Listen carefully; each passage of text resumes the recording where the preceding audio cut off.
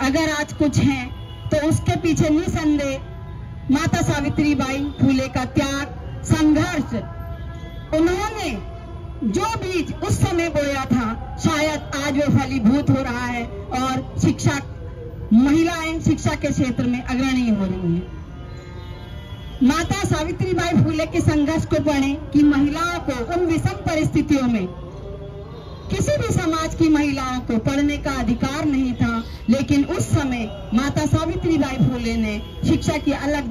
जगाई और अपने अंदर एक ऐसा जुनून पैदा किया कि उनको बिल्कुल निरक्षर होने के बावजूद भी जब उनका विवाह 9 वर्ष की आयु में 12 वर्ष के राष्ट्रपिता ज्योतिबा फुले से होता है, तो सबसे पहले राष्ट्रपिता ज्योतिबा फुले ने अपनी पत्नी माता सावित्रीबाई को पढ़ाना आरंभ किया, क्योंकि माता सावित्रीबाई फुले के अंदर शिक्षा की अलग पहले से ही थी। एक माता सावित्रीबाई को पढ़ाने के बावजूद माता सावित्रीबाई ने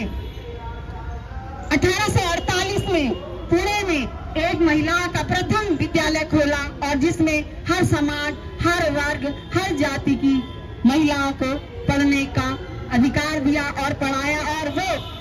प्रथम विद्यालय की प्रथम प्रिंसिपल भी अपने विद्यालय की रही। साथ ही माता सावित्रीबाई फुले का कदम से कदम पर साथ देने वाली माता फातिमा शेख को भी हम यहाँ पर नहीं भूल सकते। उनके जन्मदिन की भी मैं आप सभी लोगों को बहुत बहुत बधाइयां देती हूँ, क्योंकि माता फातिमा शेख और उस्मान शेख ने उस समय उन्हें सहारा दिया जिस समय उनके घर के लोगों ने उनको घर से बाहर कर दिया था। उन विषम परिस्थितियों में भी माता सावित्रीबाई फुले ने शिक्षा की अलग जगह। तो आज हम शिक्षिकाएं माता सावित्रीबाई फुले की बदौलत पढ़ लिख चुकी हैं, तो हमें संकल्प लेना चाहिए कि हमें सिर्फ उनकी जन्म जयंती पर ही आश्रित नहीं होना है, हमें उनकी विचारधारा पर करना पड़ेगा। मुझसे पहले एक महिला यहाँ आई है, तुलसी मैडम, वो किसी शिक्षा के क्षेत्र में काम नहीं करती, वो किसी क्षेत्र में काम नहीं करती, वो एक हाउसवाइफ है और उसके बावजूद भी वो फुले अम्बेडकरी विचारधारा पर तन मन धन से जिले से लेकर राष्ट्र स्तर तक अपना प्रतिनिधित्व दे चुकी है। तो हर महिला को उन जैसी महिला बनना है, अपने स्वार्थ के लिए नहीं, अपने पद के लिए नहीं, हमने अपने कार्य के बल पर सम्मान जीतना है। आज हमें जो सम्मान मिला निसंदेह वो हमें कार्य की ही बदौलत मिलना चाहिए। तो हमें ऐसी महिलाओं को भी आगे लाना है जो किसी कार्य क्षेत्र में नहीं है और लेकिन एक जयंतियों तक ही सीमित नहीं है, वो सिर्फ बाबा साहब की जयंती और माता सावित्रीबाई की जयंती मनाकर ही अपने घरों में नहीं बैठती हैं, वो निरंतर जिले से लेकर राष्ट्र लेवल तक कार्य करती हैं। तो मैं एक बार तुलसी मैडम के लिए विशेष ताली बजाना चाहूंगी और इसके साथ ही मैं कहना चाहूंगी कि हमारे हल्द्वानी क्षेत्र में अम्बेडकरी विचारधारा की अलग जगाने वाले हमारे फाउंडर जी.आर. टमटा जी और जितने भी हमारे